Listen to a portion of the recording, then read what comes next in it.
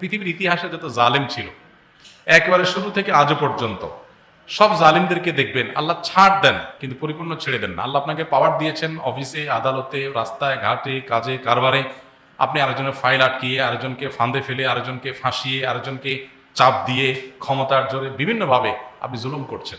মনে রাখবেন, আপনি এখন যেটা করছেন এটার প্রায়শ্চিত্ত আপনাকে দুনিয়াতেই ভোগ করতে হবে, আখেরাতে তো আছে। পৃথিবীর ইতিহাসে সর্বপ্রথম জুলুম করেছিল যে, তার নাম হলো কাবিল। প্রথম মানুষ যে জুলুম করেছে তার নাম কি? আদম আলাইহিস সালামের ছেলে কাবিল। সে জুলুম করেছিল কার প্রতি? তার ভাই হাবিলের প্রতি, আদম আলাইহিস সালামের আরেক ছেলে। ভাইয়ের প্রতি হিংসা পরায়ণ হয়ে তার প্রতি জুলুম করে তাকে হত্যা করেছিল, খুন করেছিল। পৃথিবীর প্রথম খুনি কাবিল। এবং সে খুন করে মনে করেছে পার পেয়ে যাবে। আল্লাহ তাআলা তার গোমর ফাঁস করে দিলেন।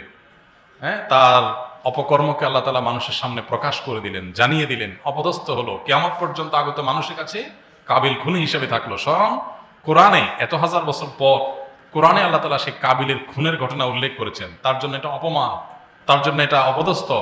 তার মৃত্যুরও এত হাজার হাজার বছর পরও তার খুনের এই অপরাধের চর্চা হয়। সে অপরাধী খুনি হিসাবে মানুষের কাছে সে পরিচিত হয়ে গেছে।